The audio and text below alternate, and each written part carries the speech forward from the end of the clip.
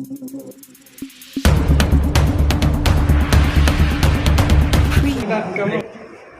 समर्थ बिहार के कार्यक्रम का उद्देश्य यही था कि बिहारियों में एक नवीन चेतना इस मंच के माध्यम से कैसे जागृत की जाए, और इस जागृति के केंद्र के रूप में मुजफ्फरपुर को चुना गया।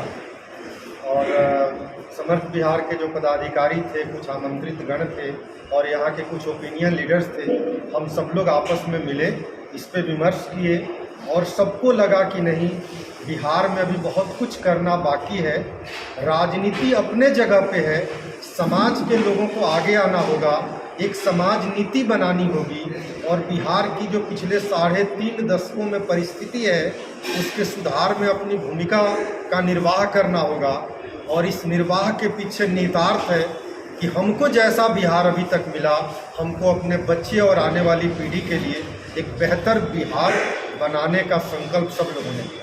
बिहार में रक्षा और सुशासन पर मतलब कि आज आप लोग बोले हैं, क्या संदेश देना चाह रहे हैं? बिहार में यही संदेश देना चाहते हैं कि बिहार में किसी स्वरूप में वाद नहीं चलेगा, चाहे वो जातिवाद हो, चाहे वो राष्ट्रवाद हो या किसी तरह का वाद। वाद से एक बार पुनः आपस में विभाजन की प्रक्रिया शुरू होती है। राष्ट्रीयता हमारे खून में है, राष्ट्र हमारा धर्म है, और जब राष्ट्रीयता हमारे भावनात्मक संबंधों पर आधारित है, और जब तक बिहारियों के बीच आपस में जात पात वर्ग क्षेत्र भाषा से उठकर आपस में भावनात्मक संबंध नहीं होंगे, तब तक न राष्ट्रीयता होगी, और जब तक राष्ट्रीयता नहीं होगी तब तक सुशासन कभी हो ही नहीं सकता। तो लोकसभा के चुनाव, विधानसभा चुनाव होता है, कोई भी चुनाव होता है, उसमें बैकवर्ड फुटबॉल हो जाता है। क्या हो जाता है? बैकवर्ड मतलब फुटबॉल हो जाता है। जातिवाद को लेकर काफी नहीं, देखिए, बिहार के लोग, बिहार के मूल निवासी जातिवाद के रोग से पीड़ित नहीं है। आज के कार्यक्रम में ये सब चीज़ बताया गया कि महात्मा गांधी बाहर से आए थे, उनको राजनीतिक पहचान बिहार से मिली। अशोक मेहता गुजरात थे, उनको राजनीतिक पहचान बिहार से मिली। जेपी कृपलानी सिंध के थे, उनको राजनीतिक पहचान बिहार से मिली। केरल के रहने वाले के रविंद्र वर्मा लोकसभा का चुनाव बिहार से जीते। आज जिस मुजफ्फरपुर में बैठे हैं, वहाँ कर्नाटक के जॉर्ज फर्नांडिस को यहाँ से राजनीतिक पहचान मिली। मध्य प्रदेश से आके शरद यादव जी राजनीतिक पहचान लिए। इस तरह से 50 लोग जो हैं, जो बिहार के बाहर के थे, लेकिन उनको राजनीतिक पहचान बिहार ने दिया। बिहारी जातीय रोग से पीड़ित नहीं है। बिहार में चाहे जितने राजनीतिक दल हैं, चाहे वो राष्ट्रीय हो या यहाँ के लोकल हो, सबने क्षेत्रीय हो, सबने मिलके हम जात पात से बाहर आना चाहते हैं, तो ये राजनीतिक दल हमको कहते हैं नहीं, आपको जातीय परिधि में ही रहना है और जातीय आधार पर ही अपने मत का निर्णय करना है। ये दुर्भाग्य है इस राज्य का, और समर्थ बिहार इस दुर्भाग्यपूर्ण स्थिति को बदलने के लिए प्रयास करेगी, और उसके लिए इकाई का काम, प्लेटफॉर्म का काम, उसकी शुरुआत मुजफ्फरपुर से होगा और हो चुकी है मुजफ्फरपुर। बिहार जो लोकतंत्र की जननी रही है, अब जो राजनीतिक स्तर से पिछड़ी और भेदभाव और नाना प्रकार की समस्याओं से ग्रसित रही है, समर्थ बिहार उसको पूरा कैसे करेगा? देखिए, बिहार में पिछले 35 वर्षों में जब आप कह रहे हैं कि लोकतंत्र की जननी रही है, जब आप कहते हैं कि यहाँ महाजनपद रहा है, जब यहाँ कहते हैं कि दुनिया के विश्वविद्यालय और शिक्षा का केंद्र रहा है, आचार्य चाणक्य यहाँ थे, आप देखिए तो उन व्यक्तित्व और उस समय के मूल में क्या था? जड़ में था राष्ट्रीयता, जड़ में था सनातन धर्म, संस्कृति और जीवन मूल्यों के प्रति एक निष्ठा। क्या जो निष्ठा आपको दिखाई देती है? क्या राष्ट्रीय दलों से लेकर क्षेत्रीय दलों तक के कोई नेता पिछले 35 वर्ष से सार्वजनिक मंचों से राष्ट्र और धर्म शब्द का प्रयोग कभी किए हैं? जब इस राज्य में जिसका मूल, जिसका आधार राष्ट्र और धर्म है, और यहाँ तक कि राष्ट्र और धर्म के नाम पे वोट लेने वाली दलों ने भी राष्ट्र और धर्म को परे रखा और जाति को अग्रणी रखा, तो ये तो मुश्किल है ना। किसी न किसी को तो उसको ठीक करना होगा, और उसी सुधार के क्रम में समर्थ बिहार आगे आया है। और इस हम सब लोगों ने संकल्प लिया है कि बिहार के साथ, बिहार वासियों के साथ एक नवीन चेतना के साथ इसमें बदलाव लाएंगे और हम लोग कामयाब भी होंगे। मेरा नाम संजय कुमार है और मैं समर्थ बिहार का संस्थापक अध्यक्ष हूँ, और हम सब समर्थ बिहार के पदाधिकारीगण हैं हमारे साथ श्री एस के सिंह जी हैं, आप समर्थ बिहार के संयोजक हैं। आप हम लोगों के चौधरी जी, आप लोग भी कुछ बोलिए, आप लोग अपना परिचय दीजिए। आप हमारा समर्थ तभी बनेगा जब इसमें जुड़ावत बिहार का हर एक तबका, जाति, धर्म, राजनीतिक दल के कार्यक्षेत्र से ऊपर उठकर बिहार के सर्वांगीण विकास के लिए सोचेगा। हम में से कोई जातिवाद नहीं चाहता।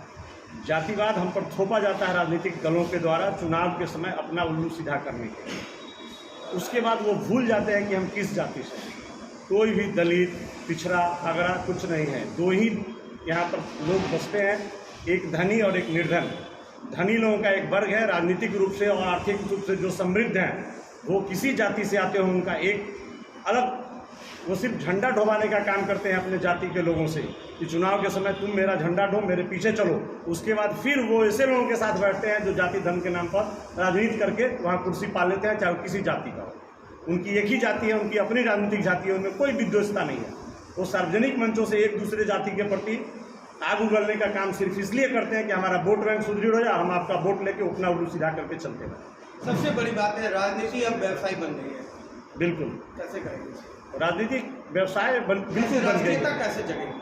राष्ट्रीयता जगेगी, जैसा कि संजय जी ने आपसे कहा कि राष्ट्रीयता का मूल हमारा धर्म है, हमारा सनातन संस्कार है, अपनत्व है, भाईचारा है। जैसे शरीर का पांव से लेकर आंख तक महत्वपूर्ण है शरीर के चलने के लिए, उसी प्रकार हर जाति इस समाज के लिए महत्वपूर्ण है कि अगर सफाई कर्मचारी नहीं होगा, अगर मजदूर नहीं होगा, तो आप इस महल की परिकल्पना नहीं कर सकते हैं। पैसा रखा रह जाएगा, आपका ईंट कौन जोड़ेगा?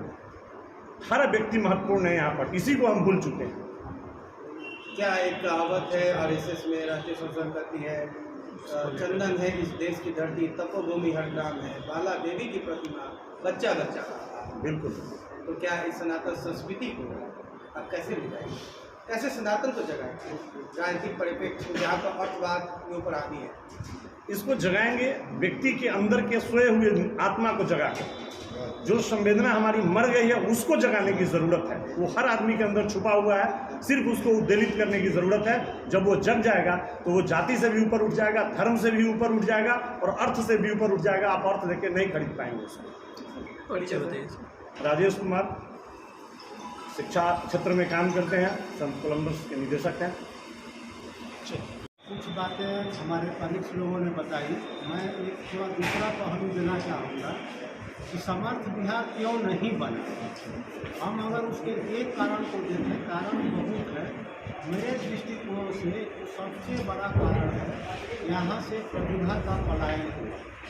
कोई भी जगह में जब बाहर से प्रतिभा आती है वह समर्थ बनता है। मैं एग्जाम्पल दूँ, मैं सिलिकॉन वैली अमेरिका में नौकरी किया हूँ, DRDO में वैज्ञानिक था और मल्टीनेशनल में इंजीनियरिंग मैनेजर, प्रोग्राम मैनेजर था। मैंने बहुत कंट्री के प्रोजेक्ट को हैंडल किया है।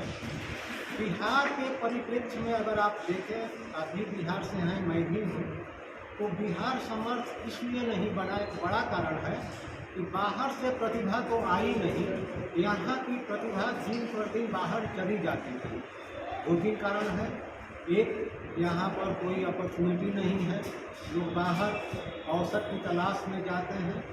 दूसरा कारण रहा कि जो तथाकथित जंगल राज था, यहाँ 20 लाख का मकान लोग 8 लाख में बेच कर भागे बच्चों के अपहरण के डर से, और फिर भी डरते हैं। मुझे याद है मैं 2003 में शिकागो में जॉब कर रहा था।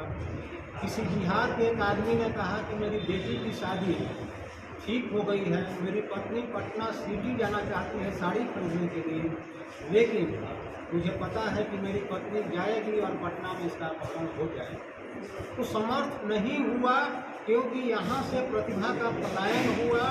और उसका जो वैज्ञानिक आधार है कि आज अगर अभी गूगल करिएगा, कैलिफोर्निया यूएसए का 50 में से एक राज्य है, वहाँ की इकोनॉमी भारत की इकोनॉमी से थोड़ी सी बड़ी है अभी भी जब मैं बोल रहा हूँ। ऐसा क्यों हुआ? 49 राज्य की इकोनॉमी अमेरिका की नहीं बढ़ी, क्योंकि दुनिया का बेस्ट ब्रेन कैलिफोर्निया गया, सिलिकॉन वैली है। बिहार में हमारे यहाँ बाहर से तो ब्रेन आया नहीं, यहाँ का ब्रेन चला गया। तो मेरी कोशिश है कि हम लोग समर्थ बिहार के माध्यम से बिहार के बाहर, चाहे भारत में हो चाहे भारत के बाहर हो, जितने बिहार के ब्रेन हैं पहले उनको संलग्न करें, उनको यहाँ ले आवें, इमोशनल रूप से व्यवहारिक रूप से उनको कनेक्ट करें और ये एक बहुत बड़ा जरिया होगा समर्थ बनाने का बिहार। तो बिहार को अवसर मिलेगा? क्या पलायन रुक जाएगी? क्या बौद्धिक पलायन रुक जाएगी? क्या बौद्धिकता आएगी, समाज को बदलेगी? क्या देश की राजनीति बिहार से फिर बदलेगा? बिहार भारत का हृदय है और बिहारी ही लोग पूरे भारत को चला रहे हैं। आप दिल्ली चले जाइए जो देश की राजनीति को तय करती है, आप कहीं भी जाइए उसमें पता लगेगा कि कोई ना कोई बिहारी ही है जो वहाँ पर मुख्य कारक है। तो क्यों नहीं बदलेगा? अगर वो सारा लोग हमसे इमोशनली कनेक्ट हो करके और बिहार की चेतना से जुड़ करके काम करे तो बिहार को समर्थ बिहार बनने में समय नहीं लगेगा। और मैं इसको दूसरे रूप से देखता हूँ, इसको कॉर्पोरेट स्टाइल से अगर समझें थोड़ा देर के लिए, मैनेजमेंट थ्योरी कहती है कि हर समस्या अपने साथ, अपने बराबर या अपने से बड़ा अवसर साथ में करके आती है। तो अगर नीति आयोग के रिपोर्ट में बिहार सबसे लास्ट नंबर पर है तो हमारे लिए एक अवसर है। हम समर्थ बिहार के माध्यम से हम लोग कुछ नॉन गवर्नमेंट प्रोजेक्ट भी शुरू किए हैं, कुछ पायलट प्रोजेक्ट शुरू किए हैं जो किसानों को जोड़ करके खेती गृहस्थी रोजगार का अवसर पैदा करें। हर चीज़ के लिए किसान पर सरकार पर निर्भर नहीं रहे, तो क्यों नहीं समर्थ बिहार बनेगा? थोड़ा टाइम लगेगा। सर अपना परिचय दीजिए। मेरा नाम SK सिंह, पूर्व वैज्ञानिक, रक्षा अनुसंधान एवं विकास संगठन, और उसके बाद मैं बक्सर में अपने गांव में इंजीनियरिंग कॉलेज खोला, Vidyadan institute of technology and management, जो कि इंडिया में अपने आप में एक बोल्ड एक्सपेरिमेंट है। 6 दर्जन गाँवों को जोड़ करके हम लोगों ने इंजीनियरिंग कॉलेज खोला, जिसमें 5 रुपया से लेकर के 21,000 रुपया लोग चंदा दिए।